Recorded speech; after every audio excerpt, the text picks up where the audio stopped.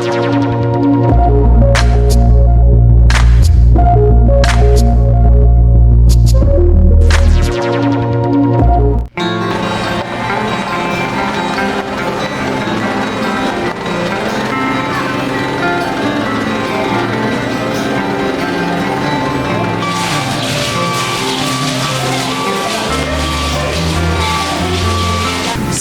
Museum. Museum Dirgahayu.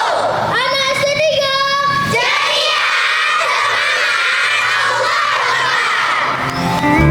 Sekarang kami ucapkan kepada adik-adik dari SD mana Bu?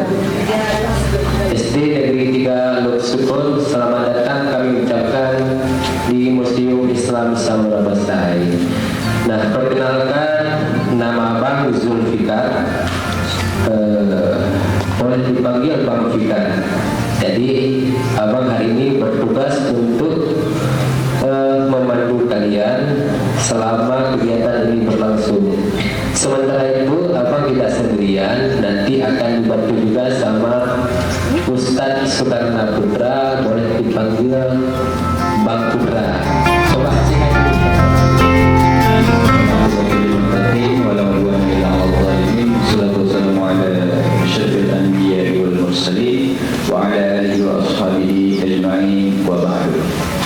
Pertama-tama puji dan syukur selalu didasarkan kepada Allah Subhanahu wa taala.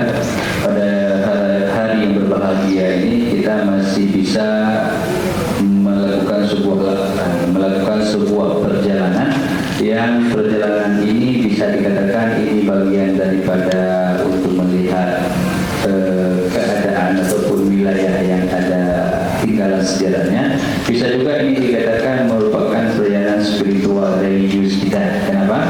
Karena pada hari ini kita akan menapaki sebuah jenjang peradaban di masa silam, yang mana jenjang peradaban pada masa silam itu merupakan titik awal daripada kebangkitan peradaban di Asia Tenggara ini. Jadi apa yang akan kita saksikan pada hari ini bukan hanya semata-mata milik orang Aceh Utara, orang Aceh, tapi ini merupakan bagian penting dalam sisi terang sejarah Asia Tenggara. Jadi kita hari ini akan menapaki sebuah peristiwa penting di masa lalu, dan perlu diketahui ini merupakan momen spesial bagi kita semua, karena tidak semua orang, tidak semua sekolah bisa berkesempatan hadir di museum ini. Apalagi dalam program ini, kita program belajar bersama di museum, tahun ini hanya dibuka beberapa sekolah saja.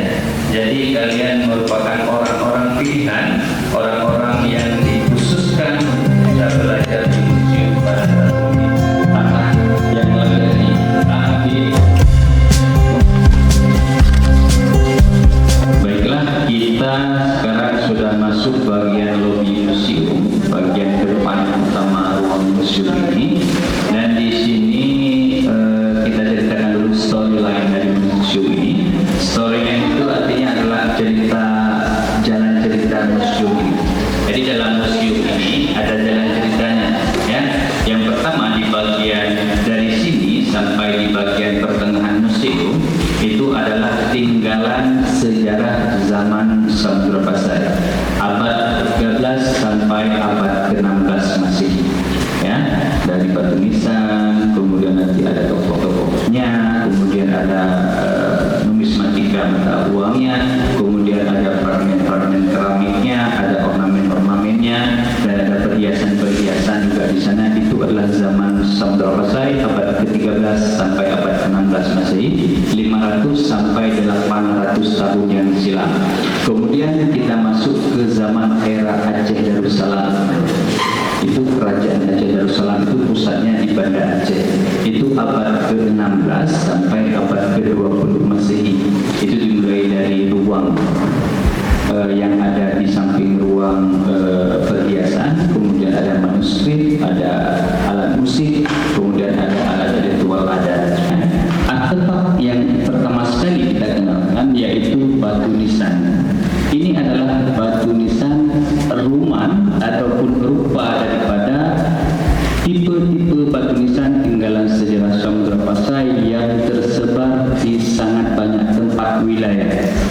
Ada di Aceh, ada di Sumatera Utara, ada di Kepulauan Riau, ada di Pulau Jawa, ada juga di Malaysia, ada juga di Patani di Thailand. Jadi benda-benda ini semua ini adalah tipologi tinggalan sejarah Samudra Pasai dalam bentuk artefak batu nisan. Dan semua ahli sejarah dan orang yang paham tentang sejarah mengklasifikasikannya bahwa ini adalah milik daripada otoritas pemerintah Samudra Pasai yang dikaryakan abad 13 hingga abad 16 Masehi. Tidak ada sebelum masa itu dan tidak ada pula setelah masa itu. Ya, jadi ini tipologi batu nisannya. Jadi 3 priorisasi, 3 masa pembuatan batu nisan dalam segmen bentuk ini. Ini telah gambar-gambarnya ambil dari beberapa tempat, termasuk di Kecamatan Lusukun juga ada. Ya, di Kecamatan Lusukun itu ada di Gampung Kringpantang. Ya, di Gampung Kringpantang ada batu nisan yang bersurat seperti ini, dan ada di beberapa tempat lainnya.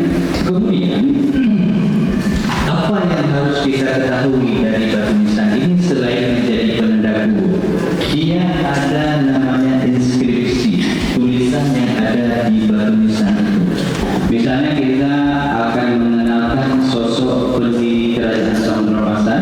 Pada batu nisannya itu tertulis kalimat hadzal qawlu al-marfu al-maghfur at-taqiyun nasib al-hasibul nasibul karim al-adilul fatih al-mulaghar as-sultan al-malik as-salih. Jadi ini adalah tulisan yang ada pada batu nisan Sultan Al-Malik as-Salih.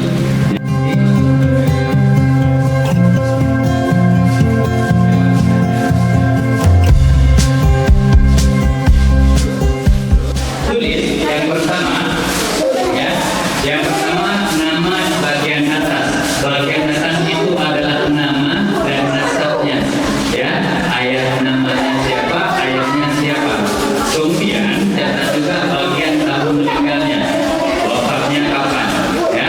Kemudian lagi adalah lama memerintahnya di bagian ini. Di bagian ini lama memerintah daripada penguasa. Kalau sempat tuliskan biografi.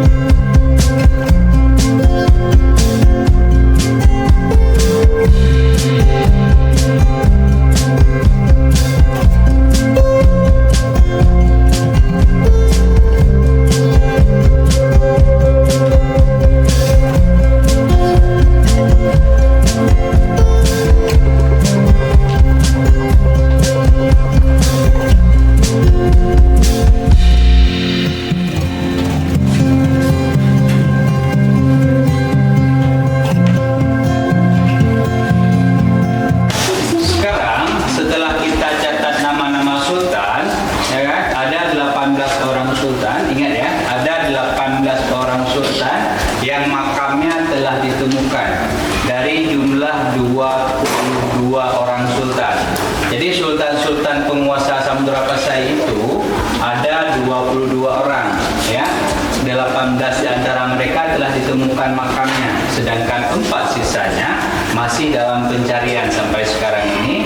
Jadi kita belum mengetahui di mana lokasi pusara daripada tokoh-tokoh yang penting di zaman Samudra Pasai dulunya. Nah, sekarang di bagian ini kita juga akan melihat tinggalan sejarah Samudra Pasai dalam beberapa bentuk, ya. Untuk pertama sekali di bagian belakang tadi yang di sebelah kanan itu ada namanya replika batu nisan tipologi Kambai, ya. Batu nisan tipologi Kambai itu adalah batu nisan yang terbuat dari batu kualam ataupun batu marmer, dalam bahasa Inggrisnya disebut marble stone, ya, yang itu didatangkan dari India. Kambai itu adalah nama kota ataupun nama tempat asal produksi batu nisan tersebut. Nah, batu nisan itu ada di Samudra Pasai itu ada sekitar 12 buah. Ya, batu nisannya ada 12 buah yang semua itu masih tersedia di kompleks pemakaman masing-masing.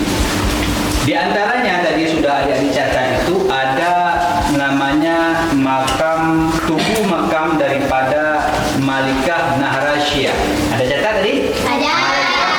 Ya, batu nisannya itu adalah tipologi batu nisan Kambai ataupun batu marmer, ya, yang batuan itu tidak ada di negeri kita. Sedangkan batu nisan yang kita lihat di awal tadi, ya, yang batu nisan tipologi Samudra Pasai itu yang seperti yang di samping kiri ini sebelah kanan ini adalah produksi dari dalam negeri, dari tempat kita sendiri, ya. 3 tokoh yang ada di replika batu nisan itu, yang pertama di bagian ujung adalah seorang perempuan mulia bernama Siti Rahiman binti Al-Malik Al-Mu'azzam wal Amir Al-Mukarram Paduka Raja.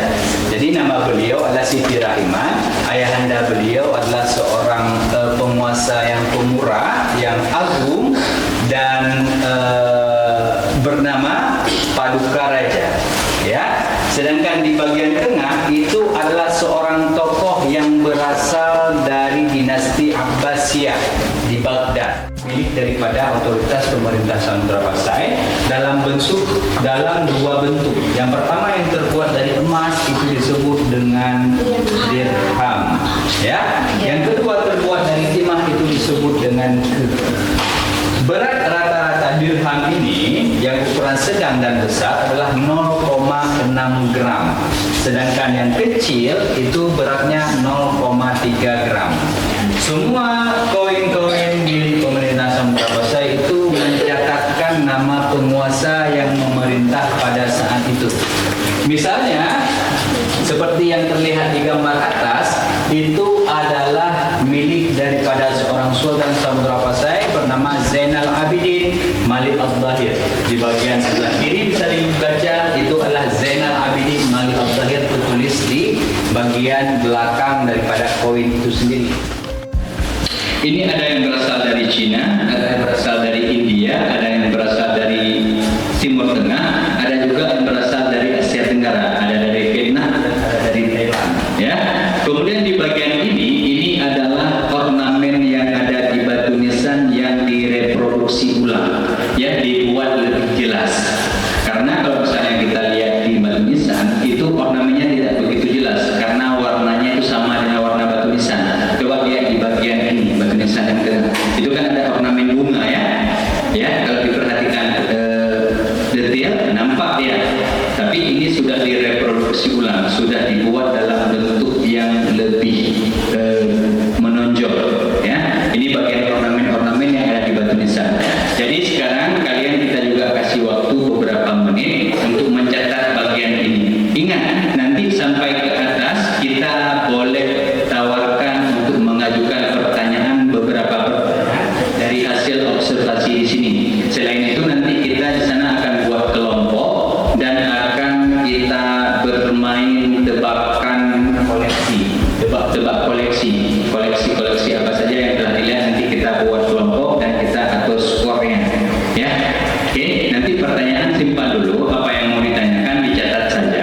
Nanti sampai di atas kita buat sesi tanya jawab.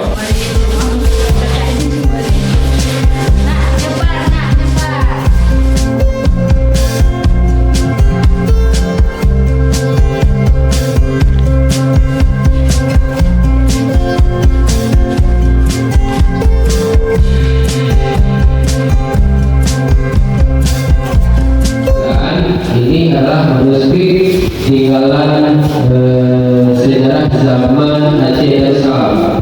Dan yang pertama di sana ada sebuah kitab tasawuf. Coba lihat yang pertama, itu namanya kitab Hujjatul Balighah, karya daripada Syekh Jalaluddin Al-Asy. Syekh Jalaluddin Al-Asy. Nah, itu pengarang daripada kitab tersebut. Siapa Syekh Jalaluddin Al-Asy? Beliau adalah penasehat daripada kerajaan Aceh Darussalam.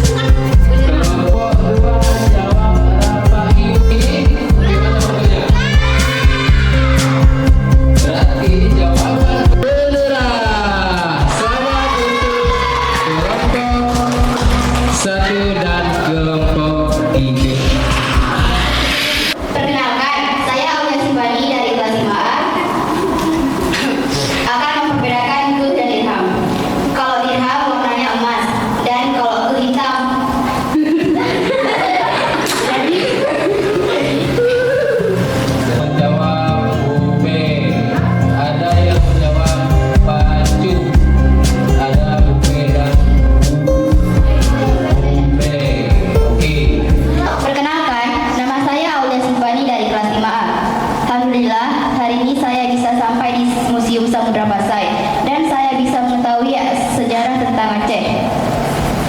Tadi kami sudah belajar tentang batu nisan dan nama sultan-sultan. Tadi saya sudah mencatat nama Sultan Al-Kamil, Al-Mahmud. Dan tadi saya juga ada diberitahu tentang beragam nama pahlawan di Aceh. Selama di sini, saya sangat senang karena saya mengetahui banyak sejarah tentang Aceh. Dan tadi saya sudah memutari semua museum Samudra Pasang ini. Saya tadi sudah mengetahui banyak sejarah dan saya tadi sudah mencatat beberapa sejarah tersebut. Saya senang di sini dan di sini semoga Museum Samudra Pasai ke depannya lebih baik dan lebih berkembang lagi. Itu saja yang saya bisa sampaikan. Assalamualaikum warahmatullahi wabarakatuh. Karena dari perwakilan siswa-siswi sudah, kami minta kepada perwakilan guru. Boleh dari Ibu untuk menyampaikan sedikit pesan dan kesan selama kegiatan kita pada hari ini. Assalamualaikum warahmatullahi wabarakatuh.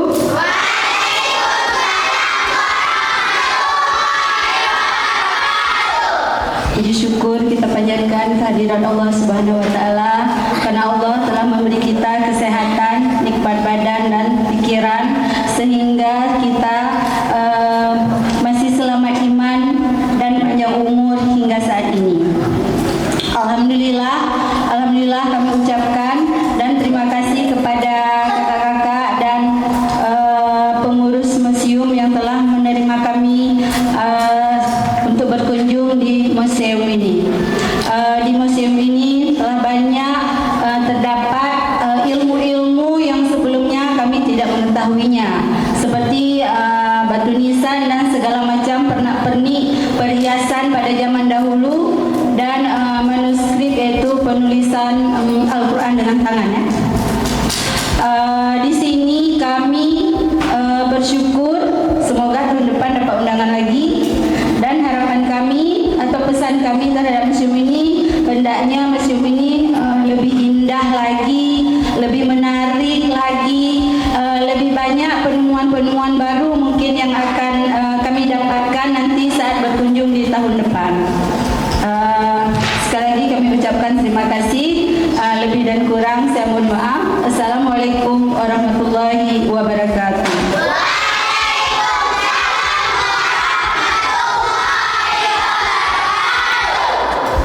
Terima kasih kami ucapkan kepada Ibu Guru yang telah menyampaikan sedikit pesan dan kesan selama berada di dalam museum pada hari ini. Oh ya, jadi sebelum kita pulang, kita juga ada sedikit bingkisan, yaitu souvenir dari museum.